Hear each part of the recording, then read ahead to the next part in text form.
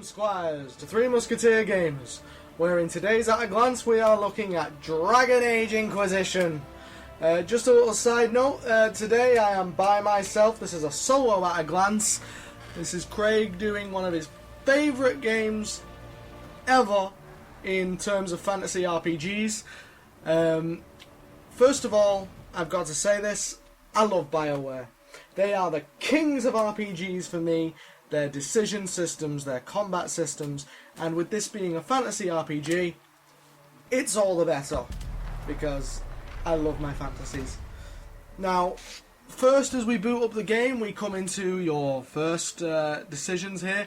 We have the traditionals from Origins. They've improved from Dragon Age 2 now, the ability to choose multiple races again. So you've got your human, your elf, and your dwarf. Obviously, the female and male versions of each. And in addition, the new Kunari, which is what I'm going to be picking, is a nice addition to the system because I love the Kunari as a race. Here we've got the class selection system, which now includes a type of each class as well as the classes themselves. So you've got the rogue, dual wielding, which lets you wield two weapons at once as a rogue. The rogue archer, which focuses on arrow combat. You've got the warrior two-handed, which wields heavy weapons, big axes and big swords. Thank you. And the weapon and shield class, which does what it says on the tin. I'm going to be being a mage. I am always a mage, a good 90% of the time, unless I feel like trying something different, because I love magic. And ordinarily, you would basically create your world from previous games via the new Dragon Age Keep system that is on the website. Basically, you take all the decisions you've made from previous games, put them into a file on that website, and download that file through, I think, is it the Origin account that BioWare have, and put it into your game, as opposed to transferring your save data as was done with other games. I'm going to choose a default world state because this is a brand new game on someone else's computer, so I've got mine at home. And the first thing I'm going to show you in here is the character creator. I won't go into everything or create the entire character in front of you because when you see the level of depth that this creator has, it would take me a whole separate video. So just going to show you a couple of the features, and then I'm going to do a quick jump cut. Okay, so here we are, your character waking up in the Fade before you've created them.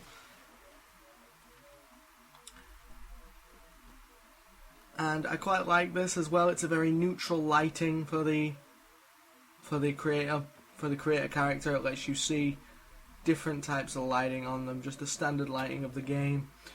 Here we have a bunch of general ones, and we're going to start here. So what I'm going to show you here is this one right here.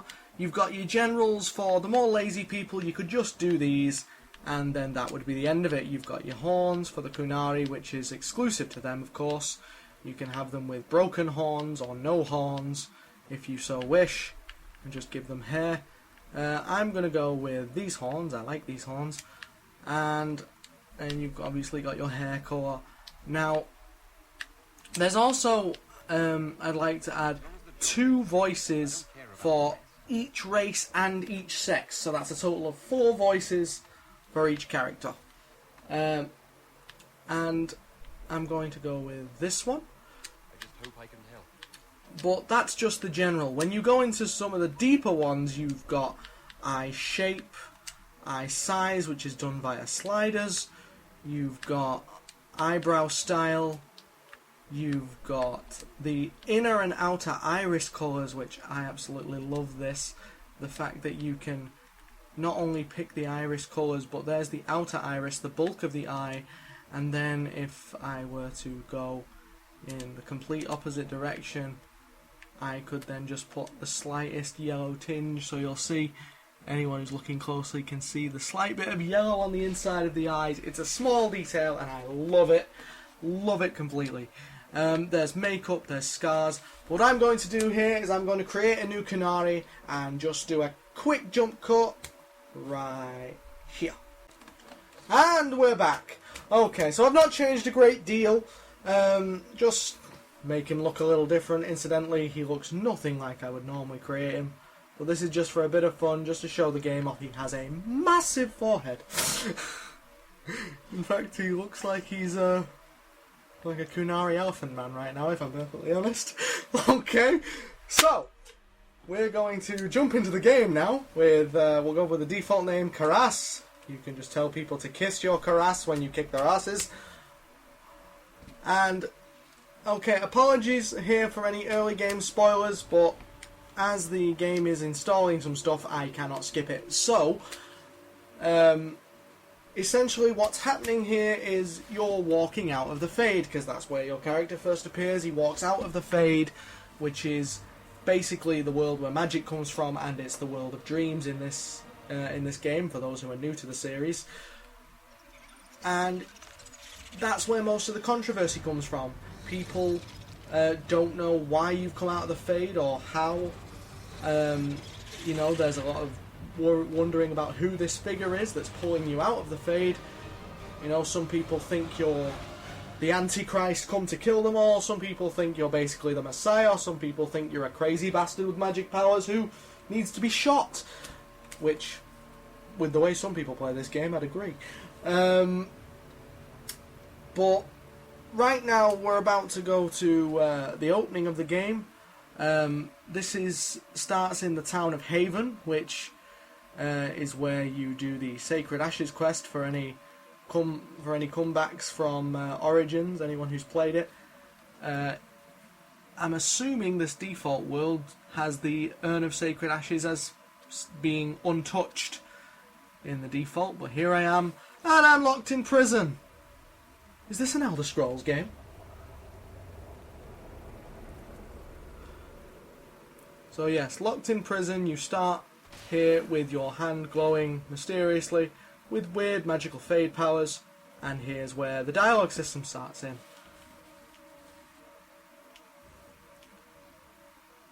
After you're done gulping at your magic hand for 5 minutes. Oh look, it's Queen Bitch from Dragon Age 2! Cassandra is actually a great character for what little she's in Dragon Age 2. I should have the subtitles on here, ideally, but... Tell me why we shouldn't kill you now. The Conclave is destroyed. Everyone... So yes, you basically getting interrogated. Basically, what's happened is that a huge explosion's occurred. You see the explosion in the title screen there. That's wiped out half of what is essentially a church gathering. So, you're basically considered a terrorist at this point. So, the dialogue system in this is great. It's vastly improved from the previous games because it gives you a much more grey attitude if you want to. You can play it any way you like. Whether it's an aggressive guy but with a heart of gold, whether you're a murderous thief with only a soft spot for children, whatever you want to do, because there's no sort of severe good or evil renegade or paragon things like with Infamous and Mass Effect, it allows you a lot more grey options, and for the first time, which we probably won't cover in this, you can actually flirt without being forced into a romance with the character. So this is quite entertaining. So we've just been asked about the tragedy that's happened, and we're going to be defiant. It's like, what the hell? You think I did this? You think I'm responsible? Explain this. Bitch, I came out with it like that. Come. What do you mean you can't? I don't know what that is or how it got there. You're lying. There's Liliana, another veteran character for anyone who's played the previous games. And what I quite like here is, rather than giving you the morality of your choices, it gives you the emotional indicator of your choices. You know, whether you want to be sympathetic towards all the people that died in the blast, defensive as to the fact that what you want to do with me now, I defer to your judgment, the defiant, get me the fuck out of here, and even the confusion. So you can have your character be a complete dumbass if you want in this, which I quite love. Whatever you think I did, I'm innocent. Do you began? I remember running. Things were chasing me, and then a woman. A woman? I do want to let some of the dialogue play through here just so that you can But then sort of get a feel for what's going on. Go to the fort camp, Liliana. I will take him to the river. Though this is where they decide, fuck it, he might be useful, we're gonna let him go out, do what he wants. As long as we can supervise him. Will be easier to show you. So I'm in chains here, and we should get to the first piece of the gameplay now.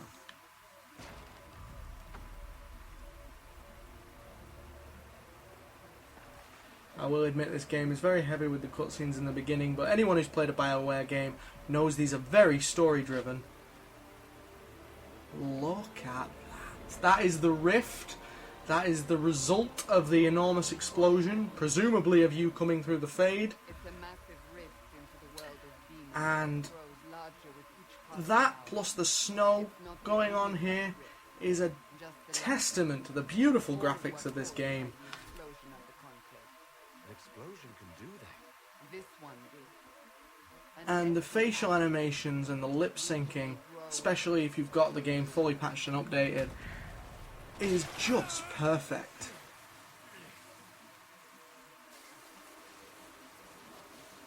Each time the breach expands, your mark spreads. See, and I'm now starting to wonder if I'm a Horcrux for Voldemort with the amount of pain I'm being put through here. There isn't much time. So this is the investigate option. You can quiz them for further information about what's going on, and doing this is helpful because it sometimes gives you extra dialogue options during the actual game itself. So for this one again, we're going to be a bit of a douche to her, and you'll see there Cassandra disapproves. The game gives you, rather than the meter that you had in previous games of how much a character likes or dislikes you, you don't really know. There's no system to tell you just how much someone does or doesn't like you. It happens very naturally. A lot of people didn't like this because they can't track who likes them and who doesn't. I do like it because it's a lot more realistic. I mean, you'll know if you've done something to piss them off, but you don't always know whether or not that means they're going to hate you forever with real people. So I quite like that feature. Okay, I'm free! Hallelujah! Andraste be praised. Your mark must be Okay, so, something. first of all, very simple small thing that I love. Jump button! I love that this Dragon Age game has a jump button, because to my memory, a normal jump button hasn't been included in any other Dragon Age game before this. We are heading into the valley. This is just giving me map and compass tutorials. The map system is pretty similar to most of the other Dragon Age games. Look at this. Look at all of this. I love snow in games. I love weather in games, and the weather in this is just as nice. While not as dynamic as some of the games that have come out more recently, like Mad Max or Assassin's Creed, as we did previously, I still love how beautiful this game looks. Look at that! I want to go to the centre of that right now. But as you can see, demons are falling from it. Oh, and it's trying to squeeze the life out of me.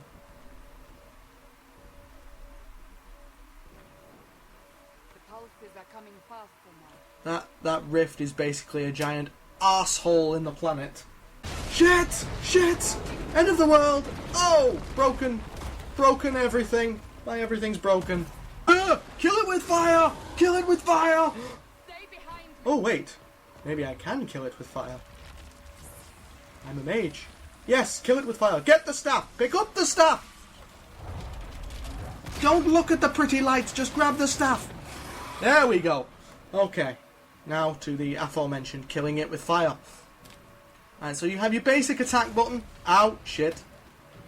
Your basic attack button, which for a mage is like a 5-staff combo, which uses the element attached to the staff in question, and then killing it with fire, which is the immolate ability, lets you throw a fireball.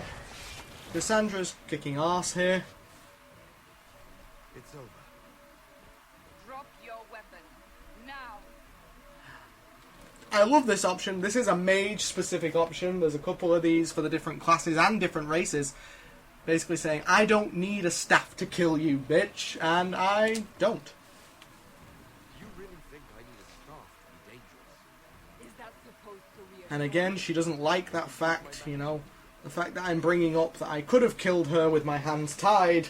You're right. You don't need Because she's but you should have a one. very religious person, and the religious individuals on this game don't look too favourably on magic, as it's very dangerous, Remember you. and a lot of people can't control it.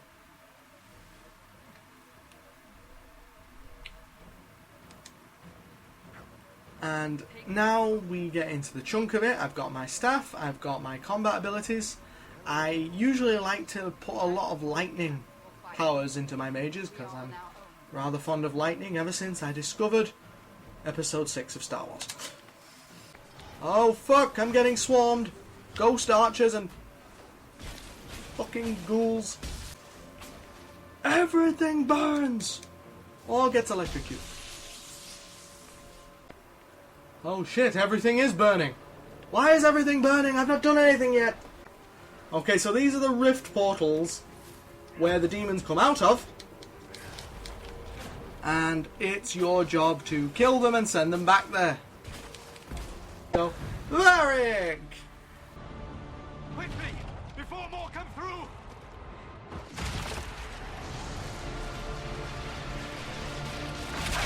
Well, that was fun. Right, we've jumped ahead a little here just so I can show you the new tactical camera, which I mentioned earlier. This is basically a callback to Dragon Age Origins. It allows you to give orders to your squad mates. So, for instance, I'm currently chosen Solus, I think there. So I click X, he will now attack that. I give a skill to Cassandra, press triangle, she'll do that skill, and my character would essentially again do the same. So what should happen when I unpause this? Everyone does the skill, and that poor thing's half dead already. Death by flame!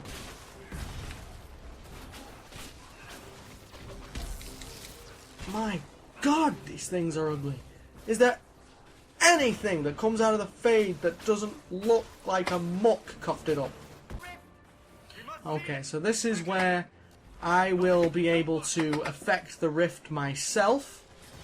In this instance, if I disrupt the rift, anything that came out of it is stunned and greatly damaged, or even, if they're weak enough, pulled back into it, which is a great way to damage enemies in the game. And then when all the enemies surrounding the rift are dead, if you're quick enough, you can just boom, close it right there. So that means that no more demons are going to be coming out of that. I'll be able to quickly show you the level system right in here when the game lets me. Stop it. So here is where you have your skill trees. These are the mage skill trees. You have spirit, which is basically your healer, your lightning, your fire, and your ice. Now for this one, I'm going to go outside my normal comfort zone and go for more of a fiery guy. Yes, I know how to do this. Basically, you can either choose to further upgrade an ability you've already got, or equip yourself a new one. This one is Immolate. I called that one Immolate before. It's not, it's Flash Fire. But yes, you get one, I think is it one skill point per level? Yes. And every time you unlock one, you unlock even more. Your characters all level up together, or roughly around about the same time. So when one of them levels up, you can usually level them all up. We're clear for the moment. Well done. I'm going to wait until a particular point to do that. Oh, potions and supply caches. That'd be a good idea. Where is it? I have completely lost sight of it. There we go. You get these because your potions, which are in here, standard health potions, they are finite, and when you use them, ooh, was this always here? I don't know. I don't think I've ever seen that before. And here is the chantry, the church, essentially, for lack of a more specific term. The Andrastian church takes a lot of things from... the game seems to be glitching out to holy fuck here. Editor! But no, I think the game may have completely crashed. I am not certain. Yeah, I'm gonna do a small little edit here, and we'll be right back. Okay, and we're back. Sorry about that. Again, this is an unupdated version of Dragon Age. And what basically tends to happen is sometimes when the game first came out, you couldn't see the dialogue wheel very well, and it would basically cause the game to crash while you made decisions. So I'm just going to skip a lot of this. What they're basically asking now is, there's two options here. I can either charge with the soldiers to try and get to the rift faster, or I can go up the mountain pass for a sneak attack, and try and take the enemy by surprise. I'm going to charge with the soldiers because it's faster, and I quite like the sense of camaraderie when you're fighting with all the soldiers for this. He just got blown the fuck up. Here comes another rift for me to mess about with. And everything blows up. Yay! Everything gets pulled back into the rift. And sealed. Cullen is another character here from the previous games. He was in both of the Dragon Ages and has gone through quite a significant character arc in this one. He serves as your military advisor in this when you start building up forces.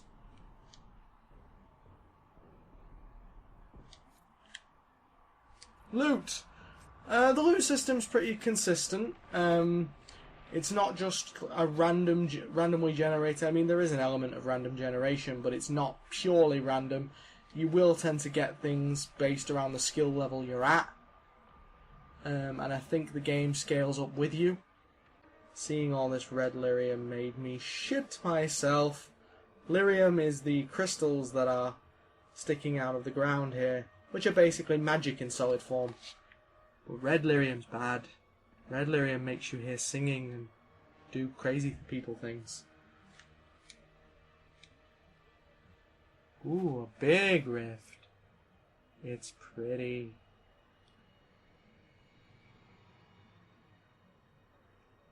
Ooh, it's very pretty. And it's making my hand do things. That sounds so wrong. There's someone trapped in there! It's a crystal prison! Rip it open! Rip it open! Oh, and we're having visions. And I am just a pair of eyes. Hello, Mundus! What the fuck is that? Yeah. Arrows ain't doing shit to that. And this is where I found myself thinking, we are all kinds of fucked. But even an enemy of this size gets affected when you disrupt the rift. So you just do everything you humanly can to him while he's stunned. Your mana is quite nicely done, just as a little circle there in the UI. I'm pointing. Why am I pointing? There's a nice little circle there, just to show you how much magic or how much stamina you've got based on whether you're a mage or not. Oh god, where are my squad? What are they all doing? Supposed to be keeping these off me. Use the rift. Use and abuse the rift. There we go. Just blast 7 bells of shite out of you! Hardcore gamers and hardcore RPG fans are screaming and yelling at me right now because A, I got my character killed, and B, I'm not doing this the way I probably should be by using my appropriate tanks and abilities and using my entire squad to my advantage. I very much play this my own way, which annoys a lot of the more hardcore people who say, you're not doing it properly. Well, they can suck it. My way has worked. I've cleared the game. It's not a case of you have to play the game a certain way either, which is good for me because I hate games that restrict you. And he is dead? Dead? Almost dead? No? Do I have to stun him again? And kaboom! There we go. Set him on fire. Twice. 3 times a lady. Come on. The boss fights in this are actually brilliant, which is something that, with the exception of 1 or 2, I think was a bit lacking in the other games. The boss fights weren't as entertaining. But with the death of this pain in the arse, which I think we have accomplished. Oh, have to seal the rift. But with that, I think I'm going to bring this video to a close here as I seal the breach.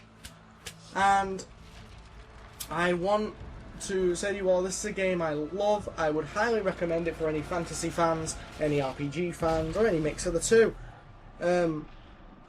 But from me here, on my first solo at a glance, I hope you enjoyed it. Click the like button if you did, subscribe if you haven't already, and I bid you farewell.